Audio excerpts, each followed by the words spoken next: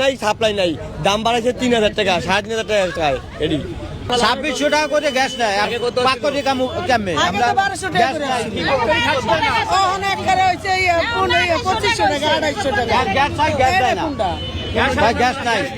Gas নাই দেখতে গ্যাসের লাগেই তো এরকম অবস্থা করে, গলা কাটার মতন ধরে। বন্ধুরা, বাংলাদেশ মানে আমাদের প্রতিবেশী দেশ, যারা সারাদিন শুধু গলাবাজি, চাঁদাবাজি এসব ছাড়া আর কিছুই করতে পারে না, তারা কথায় কথায় ভারতকে দোষ দেয়। গত বছর অর্থাৎ 2024 সালের 5ই আগস্টের আগে শেখ হাসিনা বাংলাদেশে ক্ষমতায় ছিলেন। সেই সময় বাংলাদেশের বিপক্ষ দল যারা সরকার বিরোধী ছিল, তারা বারবার শেখ হাসিনা সরকারকে দোষ দিয়ে এসছে, শেখ হাসিনাকে দোষ দিয়ে এসছে যে বাংলাদেশে যে সকল গ্যাসের ভাণ্ডার রয়েছে, সেখানে যে পরিমাণ গ্যাস রয়েছে তা দিয়ে আমাদের দেশে সকল জনগণকে ফ্রিতে গ্যাস দেওয়া যায়, এত গ্যাস রয়েছে। কিন্তু হাসিনা সরকার ভারতকে গ্যাস পাচার করে দিচ্ছে, হাসিনা গ্যাস ভারতকে দিয়ে দিচ্ছে। সেই কারণে বাংলাদেশে গ্যাসের দাম এত বেশি। কত ছিল তখন? 800 থেকে 900 টাকা, 1000 টাকা, 1200 টাকা এরকম রেট ছিল। শুরুতেই আপনাদের একটা ভিডিও দেখেছি, ওই ভিডিওতে আপনারা দেখলেন যে মানুষগুলো গ্যাসের জন্য হাহাকার করছে। একটা সিলিন্ডারের দাম 2200 টাকা, 3000 টাকা, 3500 টাকা এরকম দাম উঠে যাচ্ছে। এখন যে সকল বাংলাদেশি ভারতকে গালাগাল দিচ্ছেন, সারাদিন গালাগাল দিয়ে যাচ্ছেন যে ভারত এই, ভারত সেই, ভারতের আধিপত্য বাংলাদেশ থেকে দূর করো, তাদেরকে একটা কথা বলতে চাই, ভারতে এই মুহূর্তে গ্যাসের দাম আমার এলাকায় 855 টাকা। আজ প্রায় দীর্ঘদিন ধরে, বছর খানেক ধরে আমি এই রেটেই গ্যাস পারচেস করে চলেছি, 855 টাকা দিয়ে। এর আগে কম ছিল, ধীরে ধীরে অল্প অল্প করে বাড়ছে। কিন্তু বাংলাদেশে হঠাৎ করে গ্যাসের দাম এত বেড়ে গেল, মানে 2200 টাকা, 3000 টাকা গ্যাসের দাম চলে গেছে। এবং শেষ মুহূর্তে সরকার ডিক্লেয়ার করে দিল কি গ্যাস সাপ্লাই বন্ধ। এখন আমি সেই সকল পাগলা তারকাটা পাবলিকগুলোকে জিজ্ঞেস করতে চাই, আগে তো শেখ হাসিনা সরকার বাংলাদেশে ছিল, তখন গ্যাসের দাম ছিল কম। এখন তো শেখ হাসিনা নেই, মানে ভারতের দালাল বাংলাদেশে নেই, তাহলে এখন গ্যাসের দাম বেশি কেন? কারণটা কি জানেন? কারণটা হচ্ছে যে বাংলাদেশে কোনো গ্যাসই পাওয়া যায় না। যেটুকু যা পাওয়া যায় সেগুলো দিয়ে তাদের প্রয়োজন তো মেটেই না, ভারত থেকে তারা কিনে থাকে। তাদের প্রয়োজন মেটার জন্য গ্যাসটা ভারত থেকে কিনে থাকে পাইপলাইনের মাধ্যমে। এবারে ভারতেও তো গ্যাস পাওয়া যায় না, অবশ্যই। ভারতে পেট্রোল ডিজেলও সেইভাবে পাওয়া যায় না, মানে ক্রুড অয়েল পাওয়া যায় না, অবশ্যই। কিন্তু Bharat petrol, diesel, petroleum product export করে। তাহলে কীভাবে করে? ভারত ক্রুড অয়েল ইম্পোর্ট করে এবং সেটাকে শোধন করে বিভিন্ন প্রোডাক্ট বানিয়ে এক্সপোর্ট করে।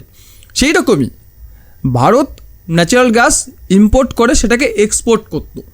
মানে ভারত যে পরিমাণে কিনতো, যে কোয়ান্টিটিতে কিনতো, বাংলাদেশ সেটা কিনবে না, অথবা কোনো ডিসকাউন্টের গল্প থাকছে না। সেই কারণে বাইরে থেকে কিনলে বাংলাদেশে বেশি পড়তো, তাই তারা ভারত থেকে কিনতো। কিন্তু হাসিনার পরে যে সকল মালগুলো সরকারে বসে আছে, মানে নুনু বেলে যে সকল চালাচামুন্ডা বসে আছে, তারা কি বলতে লাগলো, এই পাইপের মাধ্যমে ভারতে গ্যাস যাচ্ছে, তেল যাচ্ছে, তাই আমাদের এখানে দাম, এগুলো বন্ধ করে দাও, তাহলে দেখবে দাম কমে যাবে। ভারত কি করলো? গ্যাস সাপ্লাই বন্ধ করে দিল, ঠেলা সামলা। এবারে একটাই রাস্তা রয়েছে বাংলাদেশের কাছে, সেটা হচ্ছে যে বাংলাদেশের বেশিরভাগ মানুষজন 4-5টা করে বিয়ে করে। এই 4-5টা বিয়ে করার পরে প্রতিটা বউ থেকে 8-10টা করে বাচ্চা পাওয়া যায়, মানে একটা ক্রিকেট টিম পাওয়া যায়। তাহলে একটা ফ্যামিলিতে প্রায় 50 জন মেম্বার হয়ে যাচ্ছে। 50 জন মেম্বার তো হাগছে, গোদা বাংলায় যাকে বলা হয় হাগছে। সেই হাগা দিয়ে মিথেন গ্যাস প্রডিউস হয়। সেই মিথেন গ্যাস দিয়ে বায়ো প্ল্যান্ট লাগিয়ে, যদি টাকা থাকে, বায়ো প্ল্যান্ট লাগানোর টাকা যদি থেকে থাকে, তাহলে বায়ো প্ল্যান্ট লাগিয়ে উনুন জ্বালানো যায়। তাহলে বাংলাদেশে গ্যাস কিনতে হবে কেন?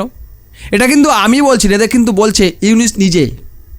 বুদ্ধি থাকলে গ্যাস কিনতে হয় না, নিজের ফোগার মধ্যে পাইপ ঢুকিয়ে দাও, ওখান থেকে যে ধূপ দাও পাচ্ছ, ওই পাদের গন্ধ দিয়ে তোমার রান্না হয়ে যাবে। এটা আমি বলছি না, এটা স্বয়ং নুনুবেল বলছে। নুনুবেল আবার নোবেল জয়ীছে, মানে জিতেছে। সেই জেতা নোবেলের দমেই সে বলছে যে ফোগার মধ্যে পাইপ ঢুকিয়ে উনুন জ্বালো। বুদ্ধি থাকলে গ্যাস কিনতে হয় নাকি? গ্যাস টাস দিয়ে কী হবে? কারণ ভারত তো আর গ্যাস দিচ্ছে না। কোত্থেকে ভাই সিলিন্ডার ভরবে আর কীভাবে বা সাপ্লাই দেবে? এখানে বহু মানুষ বলতো বাংলাদেশের ব্যবস্থা ভারত থেকে অনেক উন্নত, তারা নাকি পাইপলাইনের মাধ্যমে গ্যাস সাপ্লাই দেয়, আমাদের এখানে সিলিন্ডার কিনতে হয়, সিলিন্ডার ভরে ভরে আমাদের এখানে গ্যাস আনতে হয়, আর তারা পাইপলাইনের মাধ্যমে গ্যাস সাপ্লাই দেয়, তাদের ব্যবস্থা অনেক উন্নত, আমরা বাংলাদেশের থেকে পিছিয়ে আছি। আমি সেই সকল তার কাটা, সেই সকল মাথা মোটা ভারতীয়দের দেখতে চাই যারা এই কথা নিয়ে আওয়াজ তুলুক যে বাংলাদেশে গ্যাসের সংকট কেন হয়েছে। বাংলাদেশের ব্যবস্থা এত উন্নত, তাহলে তারা বিভিন্ন সমস্যায় কেন পড়ছে? তারপর ঘন ঘন বিভিন্ন জায়গায় আগুন জ্বলছে, বিভিন্ন জায়গায় আন্দোলন হচ্ছে, বহু কিছু ঘটছে বাংলাদেশে। এটা কেন হচ্ছে? কারণ যারা বাস্তব থেকে সাধারণ জনগণের নজর ঘোরানোর জন্য ভারত বিদ্বেষী কথা বলে, তারাই হলো আসল দেশদ্রোহী। ভারতও রয়েছে, বাংলাদেশও রয়েছেই। আপনি দেখবেন একদল পাগল পাবেন, আমাদের দেশেই পেয়ে যাবেন, যারা কথায় কথায় ভারতের পলিসি নিয়ে আওয়াজ তোলে, ভারতে এটা খারাপ, ভারতে সেটা খারাপ, ভারতে ওটা খারাপ। আবার সেই সকল লোকগুলোই বাংলাদেশের পক্ষে গান গায়, বাংলাদেশের সব ভালো।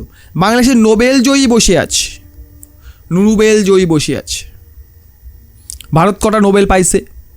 ভারতে কে নোবেল জয়ী অর্থনীতিবিদ বা নোবেল জয়ী মানুষ সংস্কার চালাইছে? ভারতে যারা নোবেল পায় তারা তো পুচুক করে বাইরে যায়, তারা তো বিদেশি শক্তির পা চেটে নোবেলটা পায় না।